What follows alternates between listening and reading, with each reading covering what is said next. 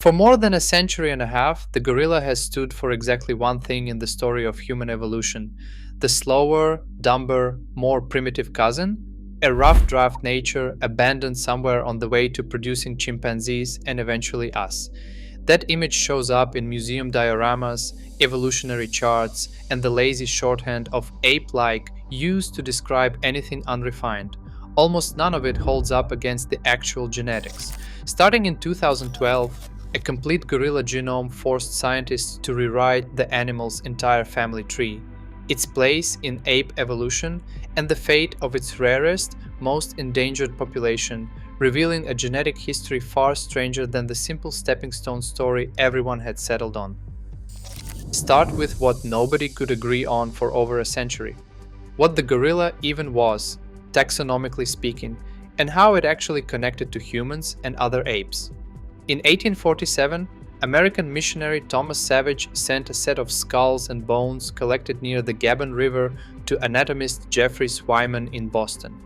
Examining the remains, the two men concluded they belonged to an entirely new species and gave it a name: Troglodytes gorilla, placing it in the exact same genus as the chimpanzee, which at the time was itself classified as Troglodytes niger, treating two animals separated by millions of years of evolution as close enough to share a single genus.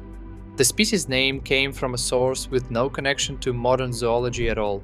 a roughly 2,500-year-old Carthaginian sailing account describing a group of hairy wild women encountered on the West African coast. Borrowed by Savage, without any real evidence, it referred to the same animal. Rival British anatomist Richard Owen briefly floated renaming the species after Savage himself at a February 1848 meeting of the Zoological Society of London, before deferring to Savage's priority once the full paper was in hand.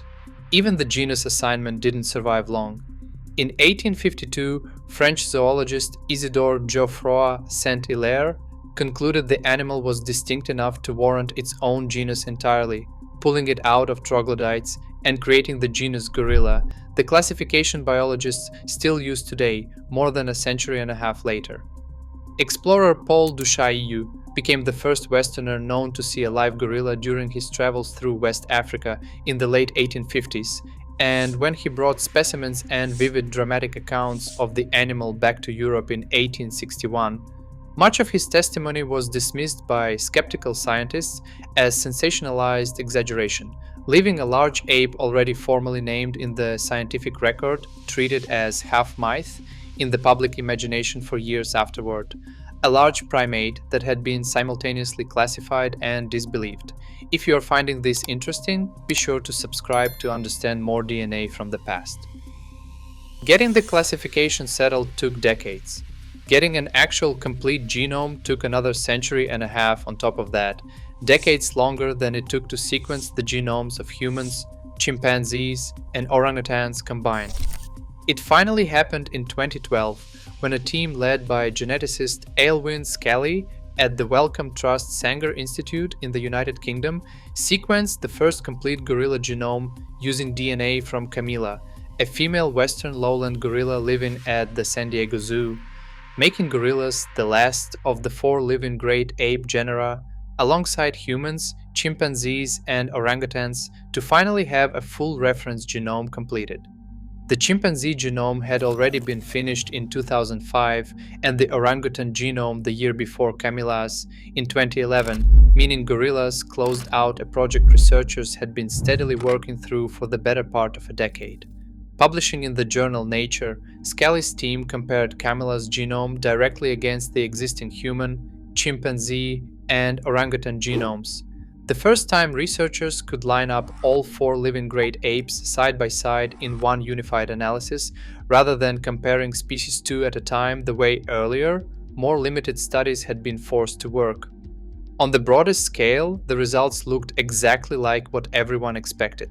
Humans and chimpanzees share a more recent common ancestor with each other than either does with gorillas, with the human-chimpanzee split estimated at roughly 6 million years ago, and the split leading to gorillas placed at about 10 million years ago.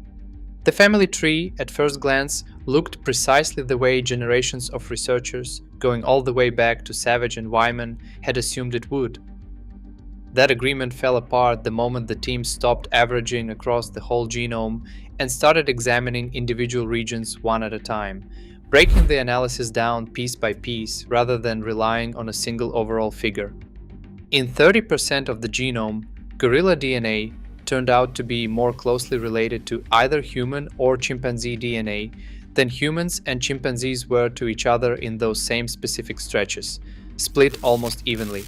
About 15% of the genome placing gorillas closer to humans than chimpanzees are, and another 15% placing gorillas closer to chimpanzees than humans are, a genuinely unexpected result for a species long treated as sitting cleanly and predictably one branch further out from the human-chimpanzee pair. Under a clean, strictly branching family tree, that result has no explanation. If humans and chimpanzees are truly each other's closest relatives everywhere, no part of the more distantly related gorilla genome should ever land closer to one of them than they land to each other, and yet nearly a third of it did precisely that. The explanation comes down to timing rather than any mistake in the tree itself. The shared ancestor of humans, chimpanzees, and gorillas carried a wide pool of genetic variation built up across countless generations before any of the three lineages split apart. And because the split producing gorillas and the later split producing humans and chimpanzees happened relatively close together on an evolutionary timescale, that ancestral variation never had time to sort itself neatly along each branch before the next split occurred. Some DNA fragments gorillas kept happened purely by chance to resemble what humans kept more than what chimpanzees kept, and the reverse happened elsewhere in the genome in roughly equal measure, essentially a coin flip repeated across thousands of individual genetic fragments as the ancestral population's variation got divided up unevenly between the three emerging lineages as they branched apart. Geneticists call this incomplete lineage sorting,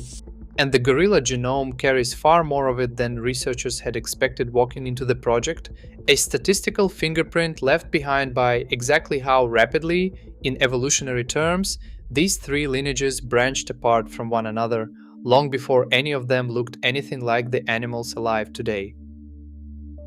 That same analysis turned up something else buried inside individual genes, rather than the broader pattern of ancestry. Scanning all three genomes for genes showing signs of accelerated evolutionary change, meaning genes accumulating mutations faster than the rest of the genome typically does, the team identified roughly 500 genes evolving unusually fast along each of the gorilla, human, and chimpanzee lineages independently, a substantial number given how much of the genome the three species otherwise share without major changes. A subset of these showed a rarer pattern called parallel acceleration, the same category of genes changing rapidly across more than one lineage at once, despite those lineages evolving separately with no genetic contact whatsoever for millions of years after their initial split. Genes tied to herein showed up repeatedly in that overlap, evolving rapidly in gorillas, humans, and chimpanzees alike, suggesting whatever evolutionary pressure reshaped hearing along the human lineage, whether tied to vocal communication, environmental awareness, or some other advantage entirely, may have been acting on our more distant ape relatives too, independently, rather than representing some trait invented from scratch on our own private branch of the tree. Findings like this complicate an older assumption that had quietly guided primate research for decades: the idea that traits distinguishing humans from other apes must have evolved specifically along the human branch and nowhere else. A shared, independently accelerated hearing gene in three separate lineages suggests some of what looks uniquely human may simply be a shared evolutionary pressure that acted on the whole ape family at once. Subscribe to not miss the next one. The most recent gorilla DNA story isn't about the species as a whole. It's about one of its rarest, most overlooked members, a subspecies most people have never heard of, despite decades of gorilla conservation attention going to its more famous relatives.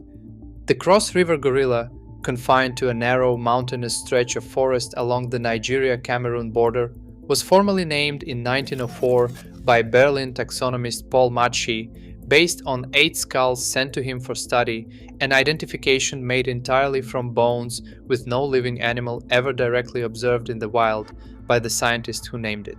For the next 83 years, almost nothing else about the animal was studied in any real depth, its existence acknowledged in the scientific literature, but its actual population, behavior, and range left essentially unexamined by anyone in the field.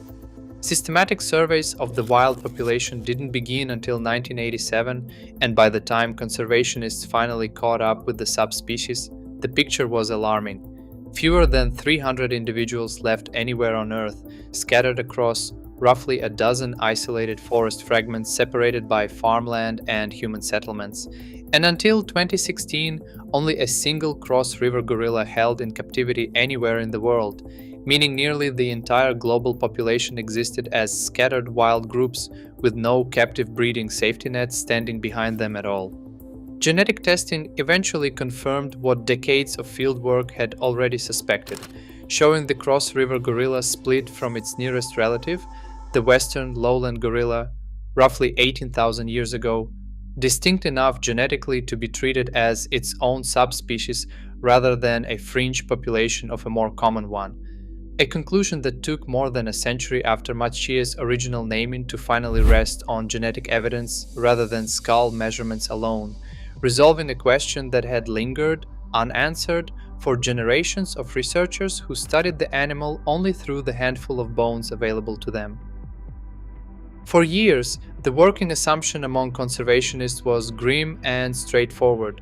A population this small, broken into isolated pockets across fragmented, human-encroached forest, had to be cut off from itself entirely, each tiny group inbreeding in total isolation with no realistic path toward genetic rescue from a neighboring group separated by farmland the gorillas could never safely cross. Recent whole genome analysis, built from DNA extracted out of shed hairs collected at gorilla nest sites rather than invasive sampling of an already critically endangered animal, told a more complicated story than that grim assumption predicted. Researchers analyzing dozens of these hair-derived genomes collected non-invasively over years of patient fieldwork across multiple cross-river gorilla sites scattered along the mountainous border region, found clear evidence of past gene flow between several locations long assumed to be sealed off from one another entirely, genetic proof that individuals had been moving and breeding across supposedly isolated forest fragments more recently than any direct field observation had documented or even suspected. That connectivity offered a genuinely hopeful surprise for a subspecies written off by decades of conservation literature as doomed to permanent isolation, evidence that its fate was not as sealed as the fragmented map of its habitat suggested. It did not erase the danger the subspecies still faces. The same genomic data also showed rising inbreeding in the more recent past, as habitat loss and fragmentation accelerated faster than the gorillas themselves could move across the shrinking landscape, meaning the population's own DNA is now recording in real time the exact pressure conservationists have spent decades racing to relieve, a genetic record of both resilience and mounting risk written into the same set of genomes. Line up everything gorilla DNA has revealed, and the popular image of the animal doesn't survive contact with any of it. It was never a simple secondary branch on humanity's family tree, a rough draft standing between apes and humans, the way old textbooks and museum displays implied for generations. The animal first crammed into the wrong genus, named after a 2,500-year-old sailing account describing creatures nobody could even confirm were the same species, turned out to share a family tree with humans and chimpanzees far messier than the clean split anyone pictured, with nearly a third of its genome refusing to sort itself along the branches it was supposed to follow, a statistical anomaly sitting inside every gorilla cell for millions of years before anyone had the tools to read it. Genes tied to hearing evolved in step across 3 separate ape lineages that hadn't shared DNA in millions of years, undercutting the old assumption that traits shaping human senses evolved in isolation on our branch alone, invented from scratch rather than inherited from pressures the whole ape family once faced together. And its rarest, most overlooked population, dismissed for decades as a doomed handful of isolated groups with nothing left to lose, turned out to carry genetic evidence of connections nobody had documented. A flicker of resilience hiding inside DNA extracted from nothing more than a few strands of shed hair collected from an abandoned nest in a forest, most researchers had already written off as too fragmented to matter. Gorillas were never the simple evolutionary footnote they were treated as for a century and a half, first mistaken for an oversized chimpanzee, and later reduced to a rough stepping stone between apes and humans. Their genome just took that long to finally get a say in the matter, and it turned out to be a far more complicated, far more resilient witness than anyone assumed it would be.